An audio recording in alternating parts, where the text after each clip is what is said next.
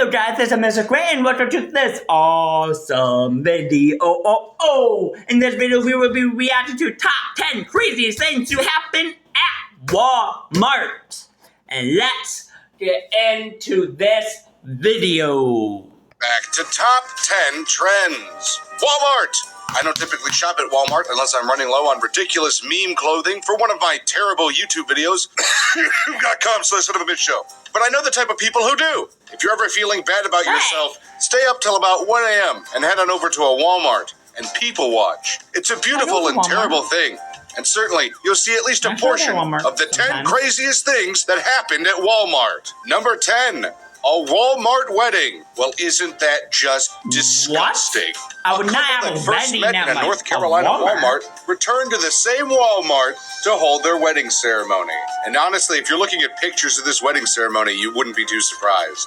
Wayne Bradenberg eventually built up his courage to ask his future wife Susan out on a date. His previous wife had died, and Susan was working at the store after her divorce. She accepted the invitation to a Chinese buffet dinner, Ritzy, whatever works, I guess, and each of them brought their 2 grandchildren along for the night so Susan would feel comfortable. Well, they're older, so I guess it's kind of okay. I was going to say that this is worse than ISIS, but that seems like a mild exaggeration once I found out that they both have grandchildren. Yeah, I mean, you're close to the end of your life. You can do whatever you want. I'm not judging you anymore.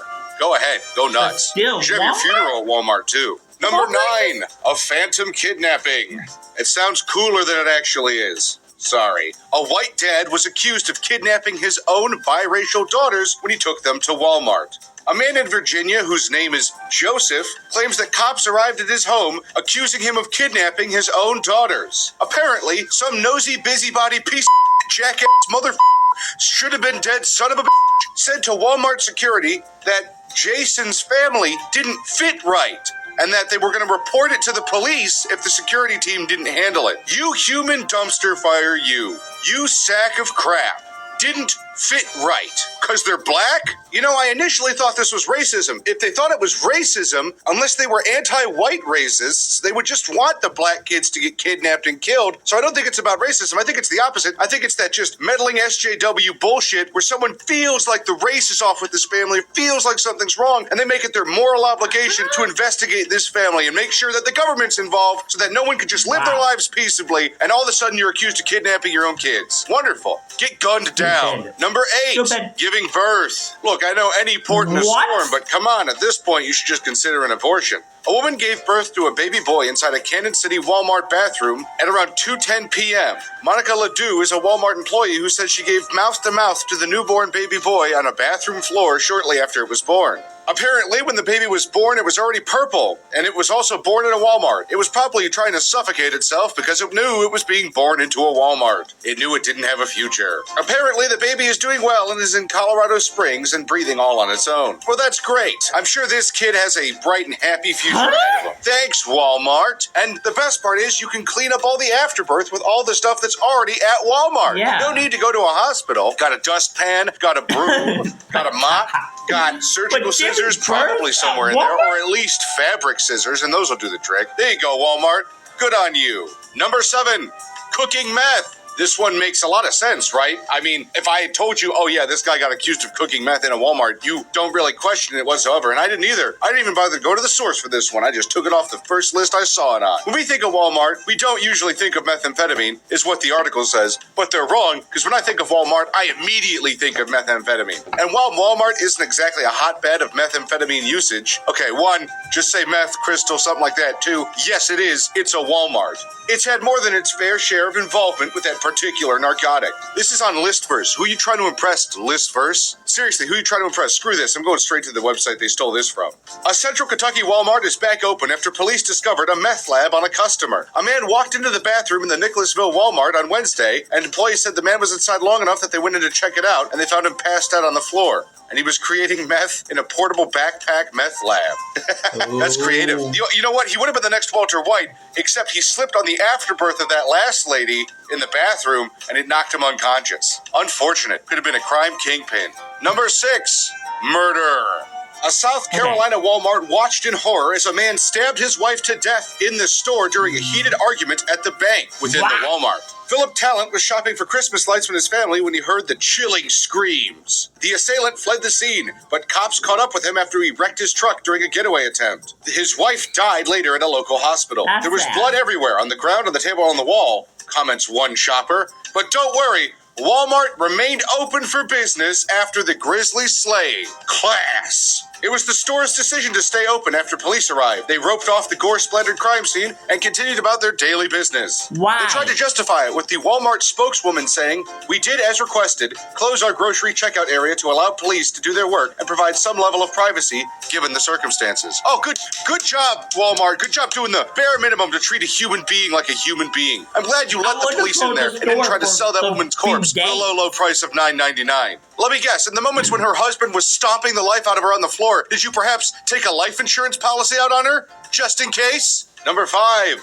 A drug deal gone wrong. Kenneth Reed supposedly showed up in a Walmart parking lot to purchase a $1,000 pair of Cartier glasses. He says he doesn't know anything about the huge bag of marijuana that the police found at the scene of the crime. He claims that the man who arrived there to sell him the glasses attempted to rob him, and he fired his gun at the would-be robber in the Walmart parking lot, killing him. He then went back to his house and called the police to turn himself in, which is interesting.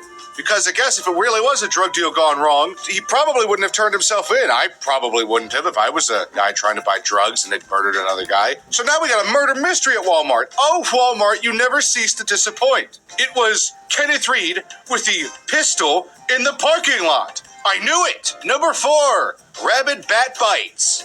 This one isn't really Walmart's fault. This is the fault of idiots that shop at Walmart. Apparently, there was a bat in a motorized shopping basket, and someone tried to reach in and get it out. That's the dumbest thing I've ever heard. I guess most people don't know that bats are really high carriers of rabies. If you get bit by a bat, you're probably going to get rabies. So, good job there. It says there that they knew the bat was not fake. So, this dumb idiot reached into a basket to pick up an animal that could easily give him a disease that could kill him with his bare hand. I'm not saying you have to treat every situation like it's a bomb defusal, but you know what you could have done?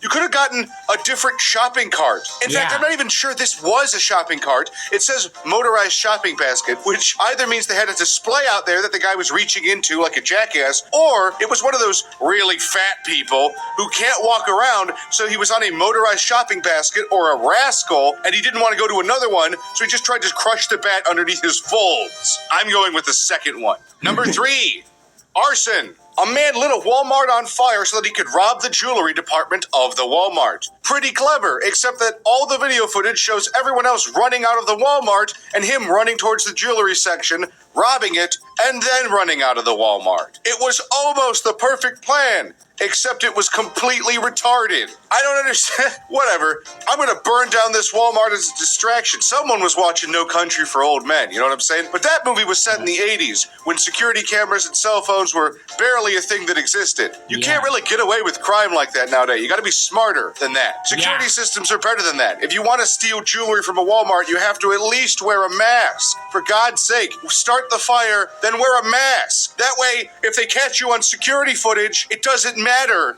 because you're wearing a mask. God. Yeah, for real. Number 2, an actual kidnapping. Unfortunately, there exists video out there of an 8-year-old girl and her last moments in a Walmart with the man who was going to abduct her. 56-year-old Donald Smith was accused in sexual battery and murder of a child abducted from Walmart in June of 2013. The video shows the girl and her mother shopping when Smith walks up and offers to help them shop. Then they get into a white van outside of a McDonald's, and then it drives out of the parking lot. And that's it. And that's horrible. That's just horrible. This is why you should never shop at a Walmart. Ever. Everyone who isn't you is a pedophile and murderer. I'm not even going to make a joke, because this is terrible. Number 1, a dead body goes unnoticed for 3 months. It took 3 months to discover the body of 22-year-old Lauren Jessie Moss, who was found in her car in a Walmart parking lot in 2015. Now, she was found with a needle in her arm. She was found nearly 3 months after she left a rehab center on November 13th. So, rehab didn't go so well, I would assume. A needle and a note were found in her car, and they believe it to be a suicide. I would assume the note would clear that up if they would just read it. But unfortunately, just being within a 2-mile radius of a Walmart inhibits your ability to read. Walmart has security cameras dating back to December that show her car parked in the same spot. Now you might think, how did this car sit in the parking lot for 3 months and nobody noticed? How did this person ride away in their car and no one noticed? Well, you're assuming the average person who shops at a Walmart has an IQ higher than a dead person. And you'd just be wrong. If you look at their mannerisms and their aspects of their character, they're practically the same. It's an easy mistake, and no one's at fault for this one. Well, guys, I hope you liked the video. If you did like the video, give it a like down below. Okay, some of those were the craziest things that happened at Walmart. Not just weirdest, but craziest. But, okay, I guess that would be for the video. If you guys are new to the channel, please subscribe. Don't forget to like, follow me, subscribe to me on all my other social medias and all my other channels. And don't forget to buy my merch. Awesome merch, too. And I guess that would be for the video. And I guess I love you all. Not guess, but I do love you all. And have a wonderful day. Bye.